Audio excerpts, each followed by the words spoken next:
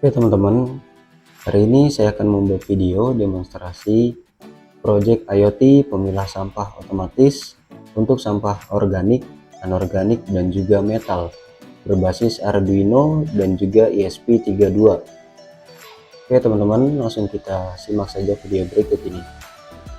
Nah, untuk supply dayanya, di sini saya memakai power bank sebagai supply daya daripada Arduino.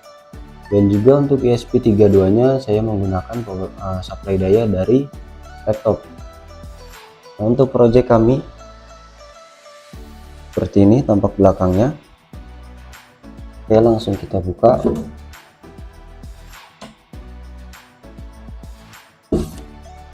Nah, akan terlihat tampak belakangnya seperti ini ya teman-teman. Jadi di sini ada 3 tempat sampah. Yang pertama itu organik, kemudian anorganik, dan juga untuk metal. Oke teman-teman, di sini saya akan menjelaskan secara singkat komponen apa saja yang kami gunakan dan juga alur kerja secara singkat tentang pemilah sampah otomatis berbasis Arduino dan juga ESP32 pada project kelompok kami. Nah, untuk komponennya sendiri, yang pertama itu ada LCD I2C, dan juga ada proximity induktif sebagai scanning atau pemilah sampah metal dan juga non metal.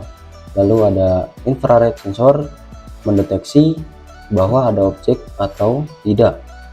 Kemudian ada motor servo yang fungsinya dia akan memutar ke kanan ataupun ke kiri sesuai dengan sampah yang dipilah. Oke, kita lanjut. By the way, di sini biar gampang, jadi kami namakan di sini stage 1 dan juga ini stage 2, dimana stage 2 sensor proximity-nya berbeda.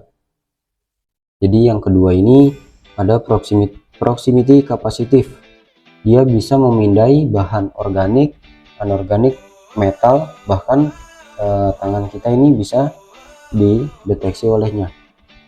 Lalu ada infrared sensor dan juga ada motor servo dengan fungsi yang sama. Jadi si motor servo ini ketika proximity mendeteksi anorganik, maka servo akan memutar ke kanan. Sebaliknya, ketika si proximity mendeteksi bahwa ini adalah sampah organik, maka akan memutar ke kiri dan masuk ke dalam sampah organik. Lalu di sini ada Arduino Uno, ada ESP32 V1, lalu ada breadboard. Di sini kami menggunakan banyak kabel male to female dan juga male to male.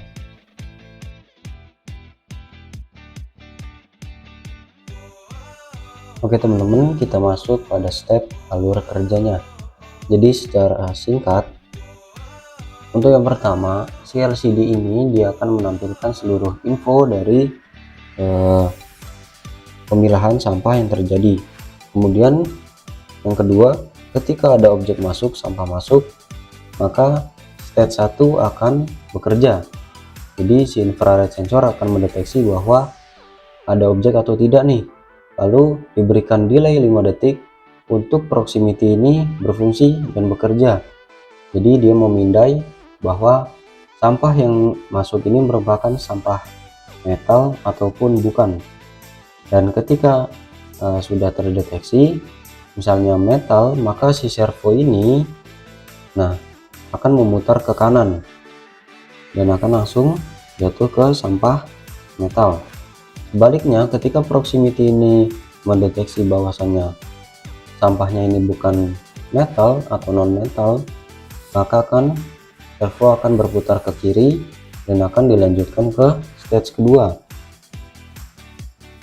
Untuk cara kerjanya sebenarnya sama teman-teman, cuman yang membedakan adalah di sini proximity capacitive. Ketika si infrared sensor ini mendeteksi bahwa ada objek, maka diberikan juga delay 5 detik untuk proximity ini bekerja. Jadi dipindai bahwa sampah ini merupakan sampah anorganik atau bukan. Ketika anorganik, maka servo akan memutar ke kanan.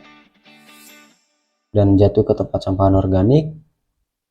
Dan ketika si servo ini proximity ini mendeteksi bahwa sampah ini organik, maka servo akan memutar ke kiri dan akan dibuang ke tempat sampah organik. Kemudian kami di sini memiliki 3 buah HCSR ya teman-teman. Jadi yang fungsinya untuk mendeteksi jarak sebagai status daripada penuh atau tidaknya tong sampah. Nah, alur kerjanya si HCSR ketika mendeteksi jarak, jadi kami saya memprogram di Arduino IDE, di mana distance atau jarak di atas 15 cm, maka sampah itu dikategorikan sebagai empty. Nah, di jarak antara 7-15 cm dari sensor HCSR ini akan masuk kategori warning. Nah, di bawah 7 cm maka kategorinya adalah full. Nah, kategori tersebut, data tersebut, jarak tersebut akan dikirimkan dari HCSR ke Arduino Uno.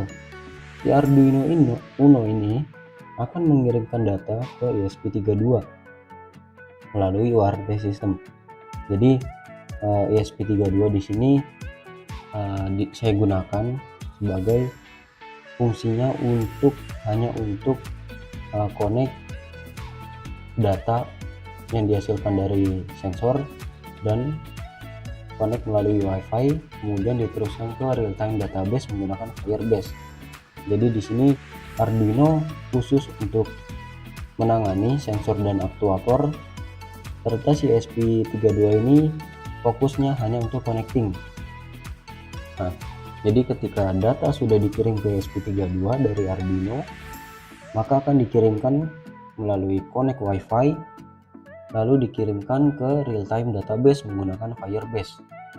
Nah, contohnya seperti ini teman-teman. Oke, real time database. Nah, jadi di sini akan berubah distance warning sesuai dengan sampahnya ya teman-teman.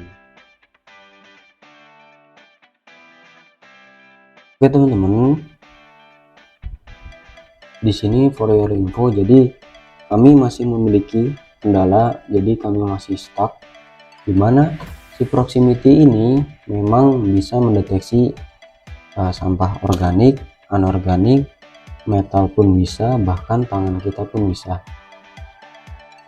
Nah, jadi kendalanya ketika infrared ini membaca ada objek atau tidak, maka diberikan delay 5 detik untuk proximity ini bekerja. Nah, tapi kendalanya adalah proximity ini ketika mendeteksi objek, maka semuanya akan dikategorikan sebagai sampah anorganik.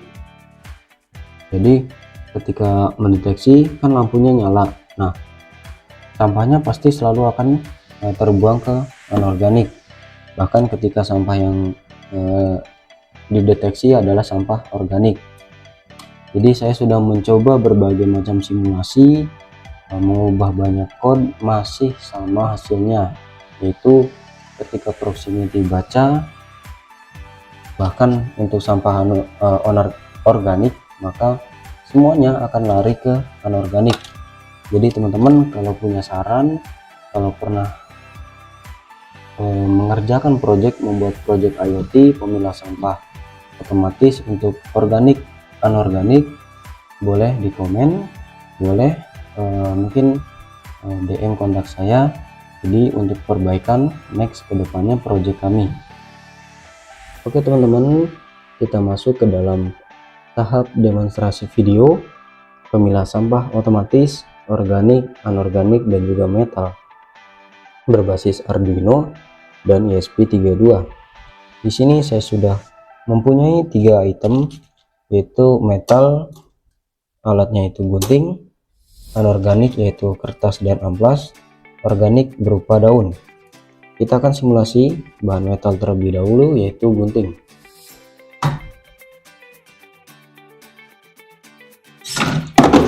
Oke, terbuang ke sampah metal. Lalu kita simulasi yaitu daun.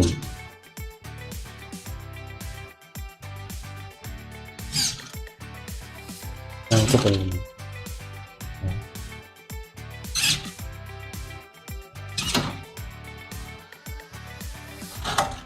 Seperti yang saya infokan teman-teman. Oke, coba kita sekali lagi. Ini akan nyangkut teman-teman, jadi kita putusin dulu.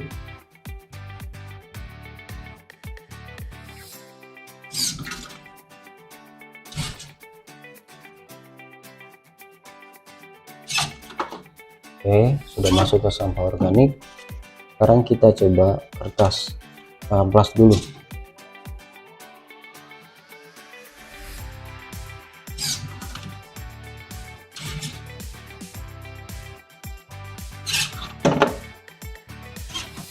Oke, berhasil, kadang benar kadang enggak, jadi saya masih belum tahu kok kendalanya di mana.